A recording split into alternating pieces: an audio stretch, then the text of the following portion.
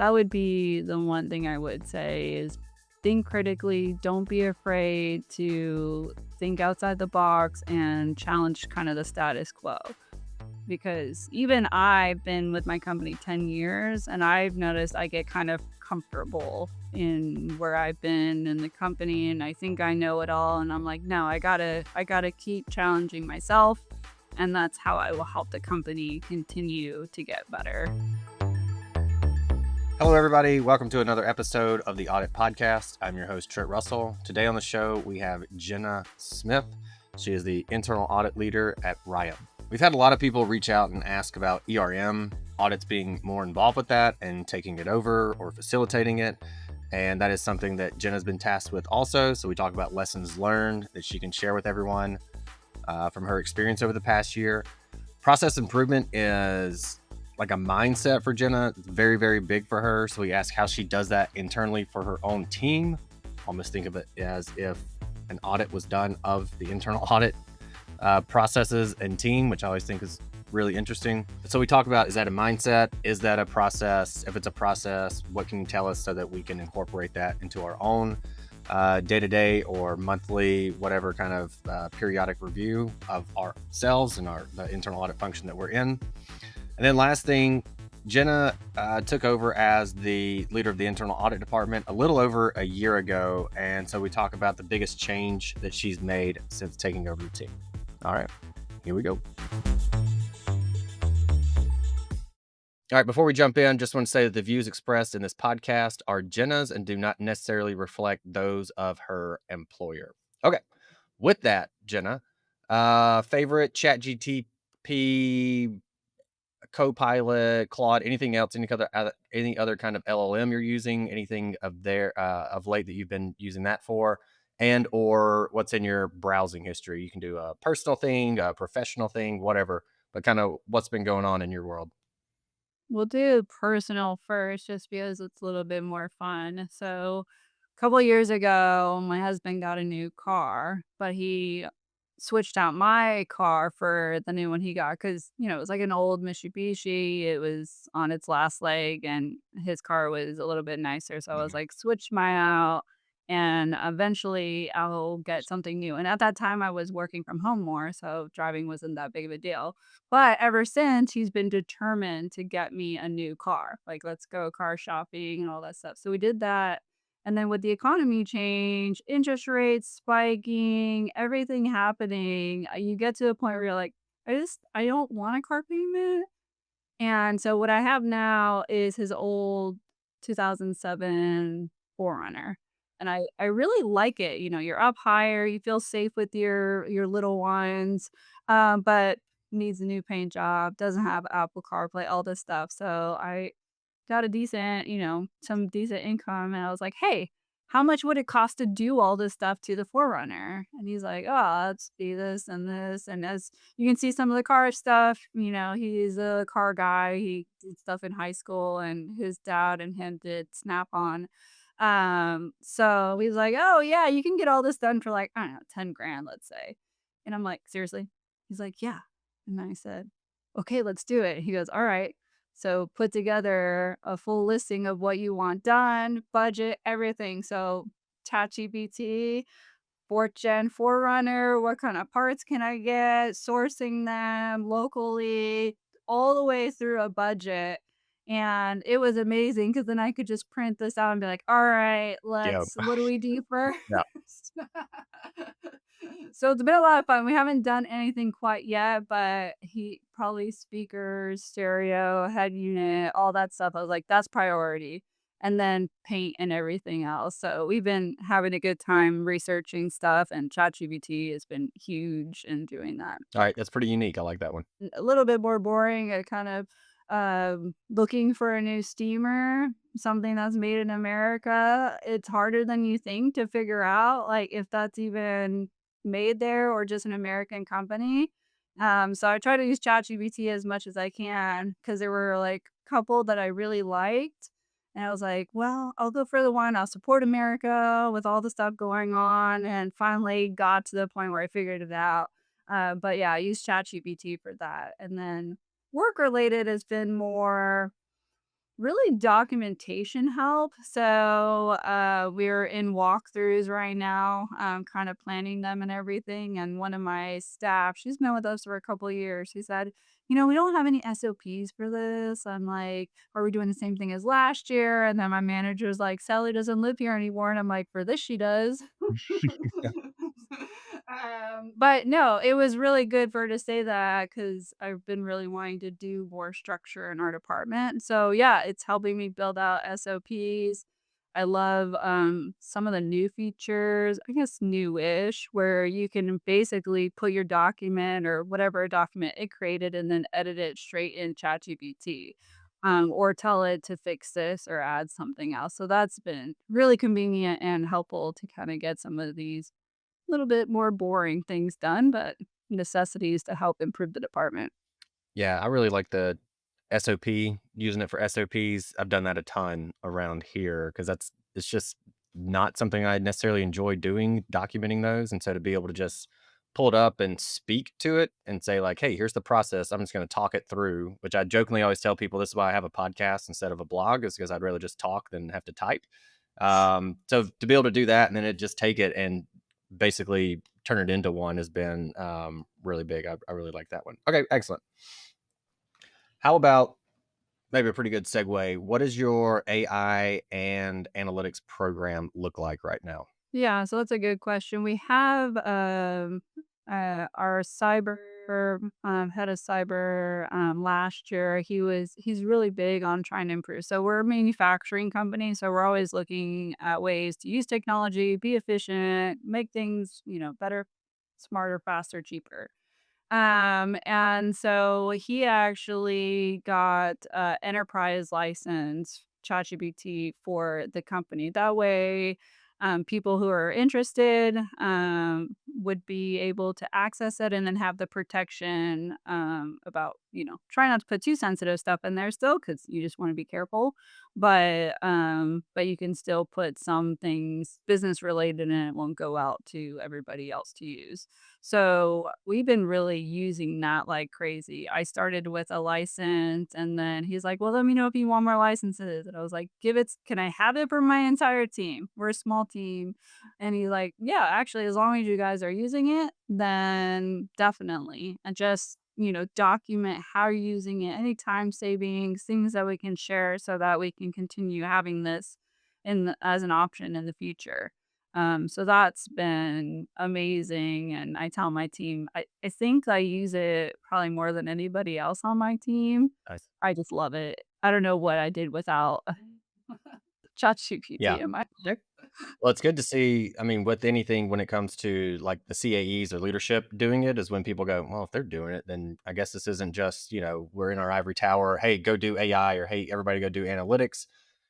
I'll see you later and let's see what awesome stuff you've done. But to see leadership actually use the tools also, I think is probably, well, I don't think so. I know so based on studies and research that's done, is probably, again, not probably, it is the number one reason that it's going to work best for your team than for others that aren't doing that, is because they see you doing it. So I think that's amazing. Yeah, and I keep advocating it at the corporate office, like, "Hey, have you thought of throwing this through ChatGPT? It will really help your team." So, like, our accounting department, like, even the SOD stuff, I was like, "Hey, have you thought of trying to do that?" We do, and try to promote leader standard work as well, which is very similar, but it's more high level from SOPs. And I'm also part of our continuous improvement resource team. And so I represent like the accounting and finance functions on that team and continue to promote it out. So we're building actually a custom chat GPT to help with building out leader standard work across the company. So that's been a lot of fun. Hey, everybody, we're going to take a quick break from our guests. And if you need to get analytics or AI actually working in your internal audit department, or if you already have some of it, you feel like you're not really getting exactly what you need out of it, there's more, you're not getting that, go to the show notes, look for the Green Skies Analytics link, click it. On the website, there'll be other links that you can click that'll take you directly to a calendar to schedule time. It's literally 3 clicks to get the time scheduled, to get it figured out. All right, back to the show. If you could grab every auditor in the world by the shoulders and just shake them and say, will you just do this one thing, what would that be? Probably think outside the box. That would be the one thing I would say is think critically, don't be afraid to think outside the box and challenge kind of the status quo. Because even I've been with my company 10 years and I've noticed I get kind of comfortable in where I've been in the company and I think I know it all and I'm like, no, I got to keep challenging myself and that's how I will help the company continue to get better, my team included. So yeah, think critically, challenge, ask the questions, don't be afraid to kind of get into it. We had a team that we were talking to, and they said basically like, we want you guys to come in. Here's our analytics slash AI strategy, and specifically on the analytics side, it kind of gone stale to some degree. He's like, we just need somebody to come in, like shake this thing up, take another look at it, refresh it, and basically get us excited again because we've fallen into that. Like, okay, here's the thing that we're gonna do again. Here's this thing and this thing. So I think that speaks to your point. Okay, how are you and internal audit helping your organization relative to tariffs? Tariffs have been pretty impactful for our organization because we do ship internationally all over the world, including China. We haven't been as involved as maybe I would like, or I don't necessarily need to be, but because I facilitate ERM. So it's really making sure the company is doing something about it, right? It's in their purview and they're actively managing it, having mitigating activities, things like that. So my role has really been making sure that's happening and just, listening in. Okay, that makes sense. We're doing stuff. And we've been on top of it. Also, tariffs and the kind of how should I say this? The perspective of tariffs coming, about has been really the end of last year, early this year. That was our busy season. So we just have been too busy to really be too involved. And honestly, the experts in the company are on top of it. Our sales teams, our operating team, senior leadership, and they've been doing a really good job. Yeah, And luckily, things have been getting a little bit better. that was perspective someone else shared, not on the podcast, but we're talking tariffs, and I was like, "What are you guys doing?" He's like, "They know, like the executives know, like we're pretty solid on that." He stays in touch with them. This CAE has a good relationship with them, so it's definitely nothing super formal, is what he said, and so I thought that was pretty interesting. You mentioned facilitating ERM. I believe you've been doing that for about the past year ish. What Perfect. lessons have you learned in facilitating ERM? Because ERM within audit has been a pretty hot topic, especially as of late. Yeah, so, what's interesting is when I first took over as a head of audit, they weren't gonna give me ERM. They're like, "She's got enough on her plate, we'll hold off and transition it later." But at the same time, we got a new, audit committee chair, so a new, board member who then transitioned to audit committee. And after our May meeting last year, based off of my performance and seeing how things were going, he really pushed and said, let's give her ERM. I think it's a huge value for audit to be a part of that process, to be in the know of all the risks that are going on with the company, and help make sure that we have adequate mitigation activities. So some of the things kind of being thrown in because I wasn't quite prepared. I was a little bit involved in prior years because my predecessor really made sure that I got the exposure. He was really good about including me on that stuff.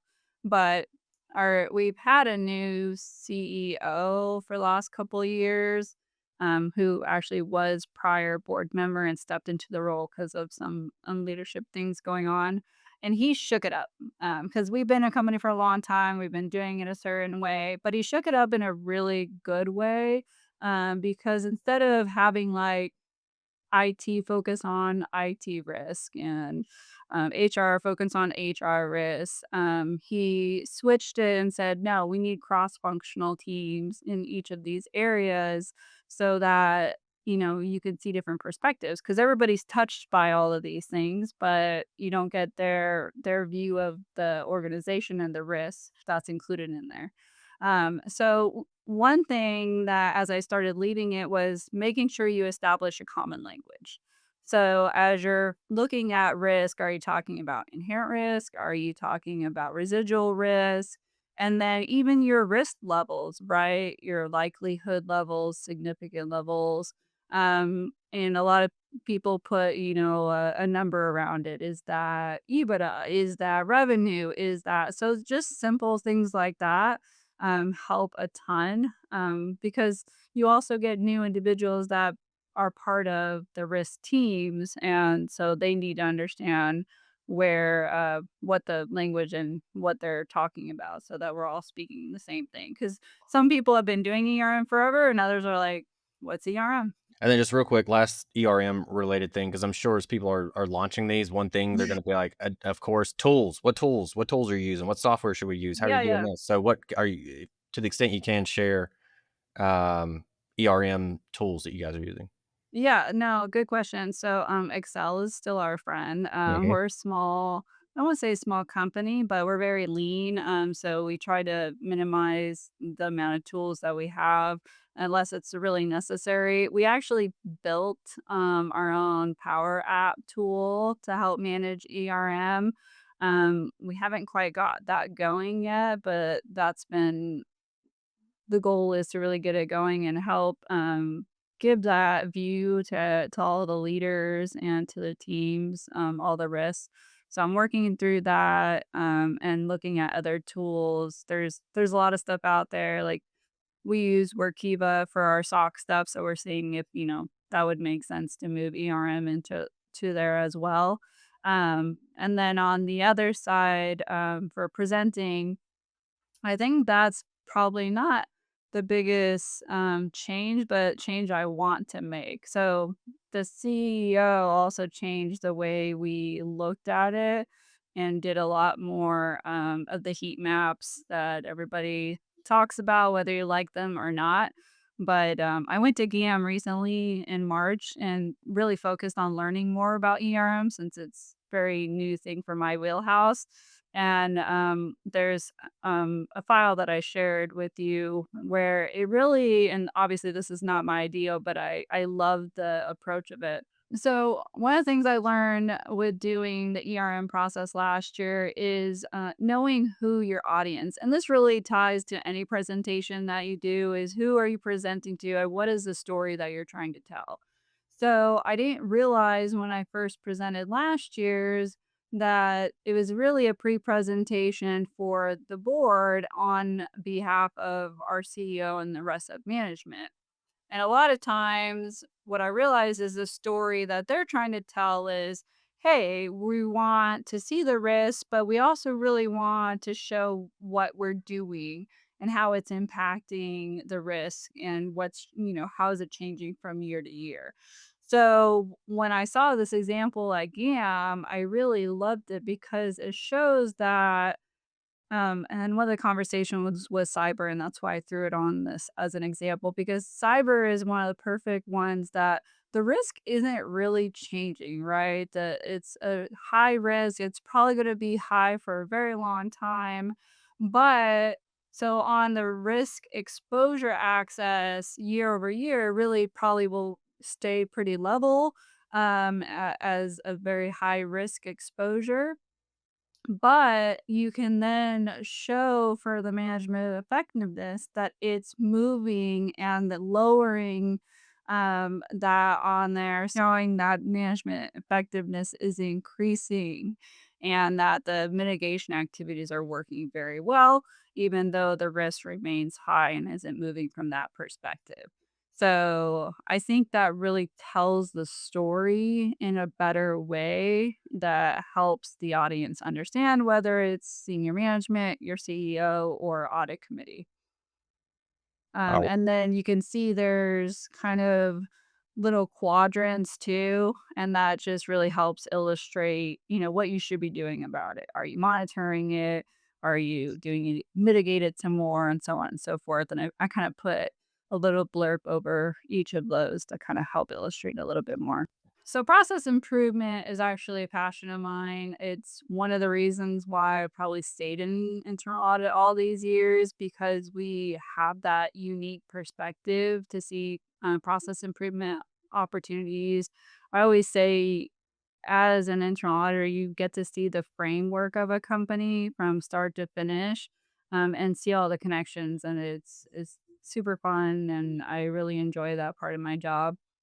Now, from, as a process mindset, how do I kind of approach it with my team? And this is Jenna's opinion, it's really mindset first, before process, because you can have the best tools and processes in place, but if you don't know how to use them, if you don't really think outside the box, like I was talking about earlier, or just question, hey, what are you doing? Why? Have you always done something this way? Have you ever thought of doing X, Y, or Z? So that's really what I try to train my team to do first. And even all the way up into when I hire people, and this happened to me. So over 10 years ago when I was an intern, the VP of audit at the time, internal audit, who still a friend and mentor today, love her to death. She asked me a question during our phone screening that totally threw me off. She said, "If you had to rate your curiosity from 1 to 10, 1 being low, 10 being super high, how would you rate it?" And at the time, you're nervous. You're like, "I don't wanna say the wrong thing. Yeah, Really yeah. want to hear right." I was like, 8. I was 8? probably more 10. That's where I was thinking. I was like, I'd probably go 8 because that yeah, I think of overanalyze, I go 10. If I say 10, they're gonna be like, "Nobody you can't be a 10, you're Right, 3 and exactly. 10." Yeah. Did So, the like, the same thing. comfortable answer is 8, but then is that I too was comfortable? Is that what like, you always hear? So 9, then maybe it's a 9 9? squared, yeah. So, I was like, 8, I hope that's right, Yeah. and then I ended up becoming the intern and getting to where I am today, but now that I look back on that, it's one of my favorite questions that I ask anyone that I'm hiring, and they're probably just as thrown off as me, but honestly, your innate curiosity helps you really have this mindset. So I really look for someone that has a high level of curiosity just in general because you're more likely to ask a question, to try to look deeper into a process or issue or file, whatever you're looking at. Um, and say why. That's all you want is why, and then trying to follow up on that.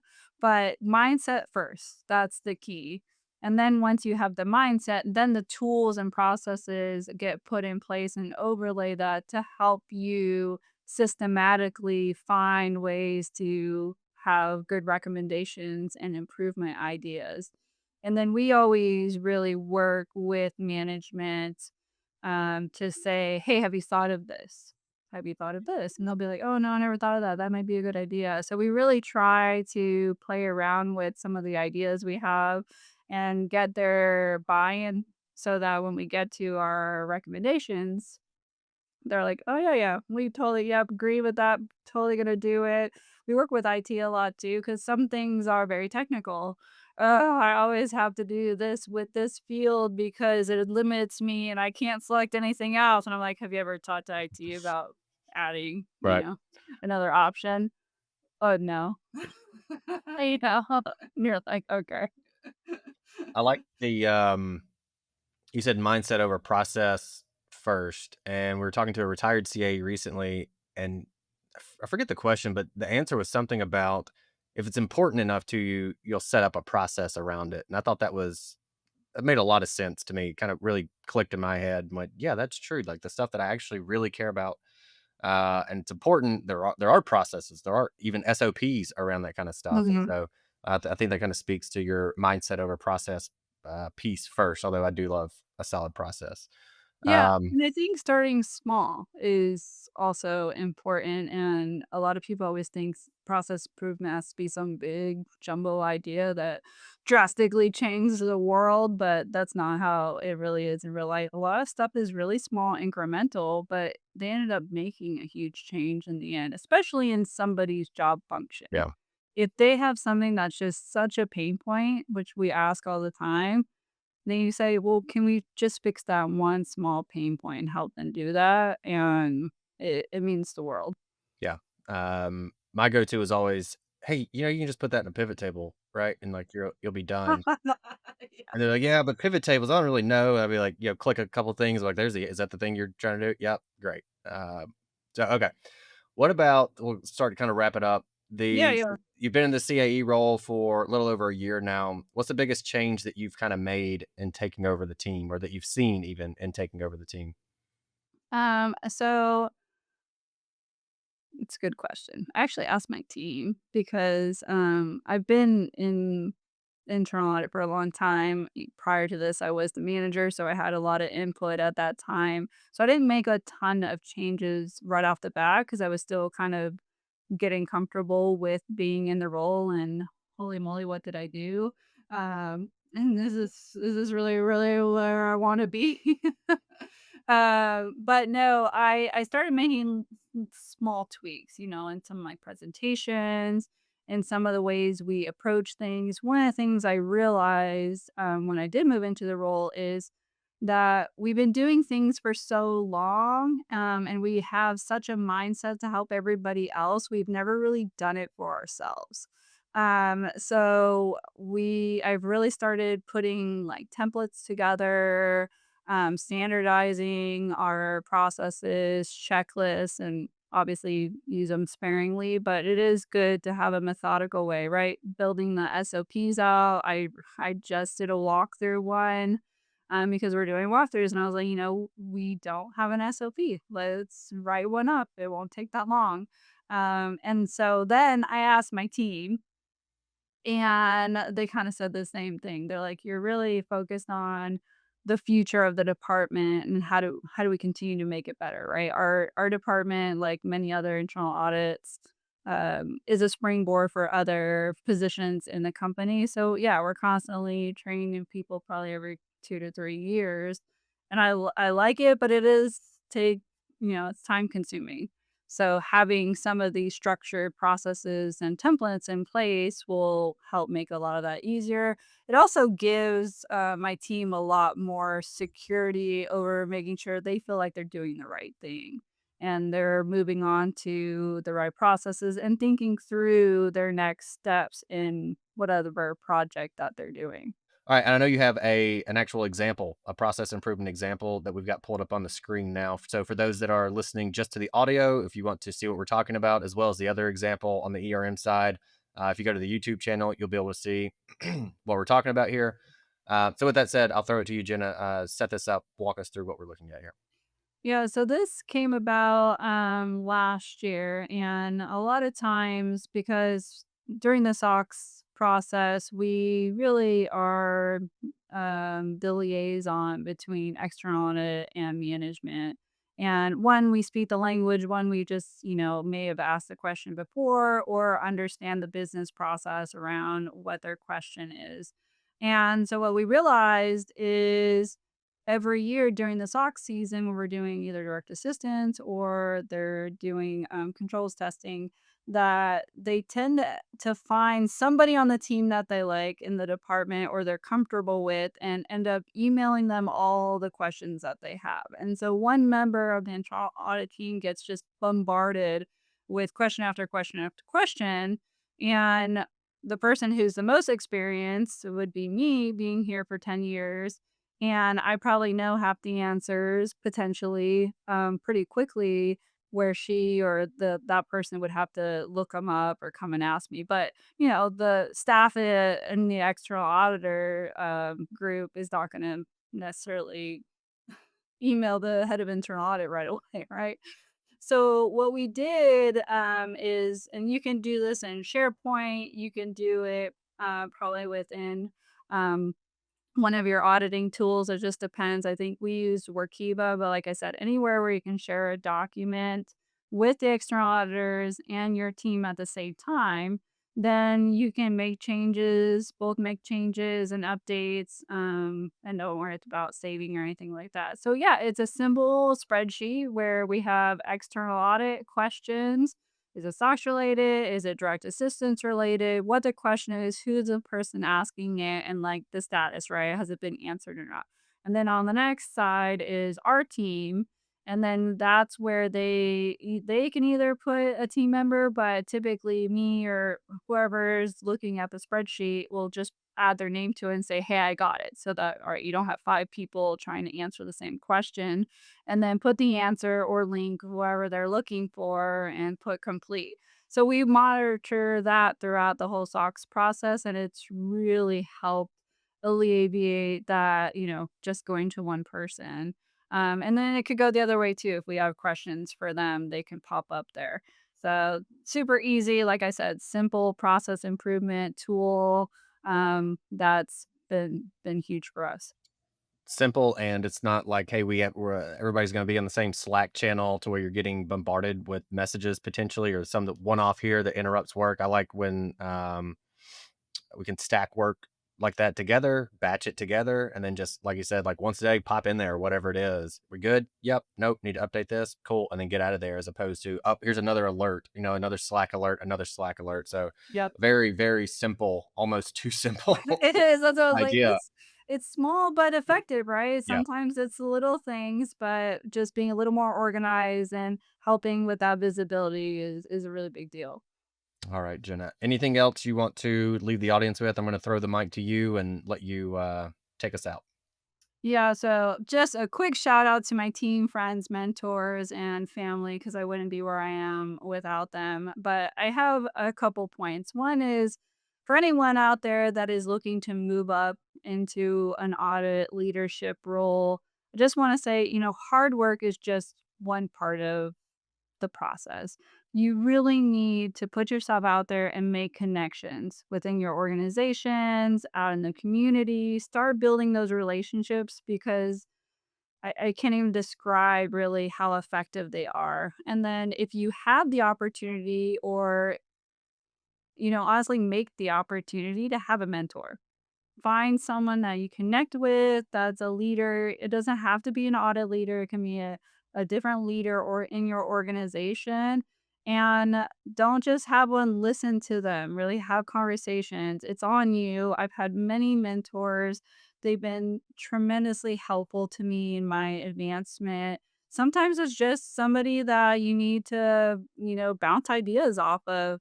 My predecessor has been a huge mentor to me. I wouldn't be here without him, and I've had some other really key people in my life that they just help, with that support system to help keep me going or show me a way. And it's funny, the prior VP that I mentioned earlier, she's my friend and mentor still.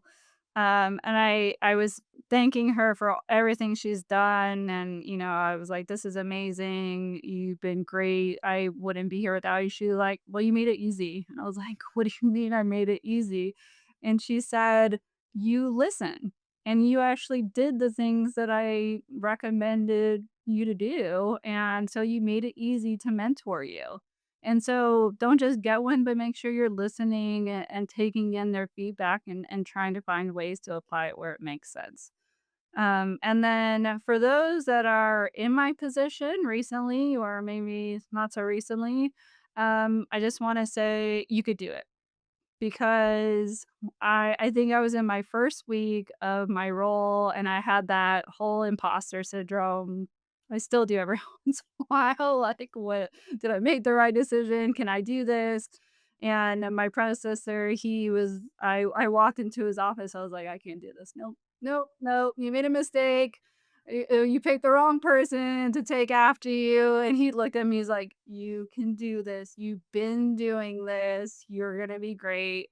And I just needed to hear that and just remember, yeah, you can do it. You worked really hard to get where you're at. You're not there by mistake.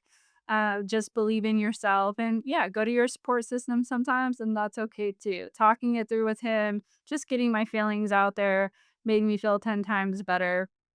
And, it's okay not to know everything. You're not going to, you're not expected to. So saying, I don't know, even in something like an audit committee meeting or with your CEO or CFO, it's okay. Just say, I don't know, but I will find out and get back to them. And, that's really key. Being there, communicating with them, and it goes back and forth, right? So communicate, be there, believe in yourself. You got this.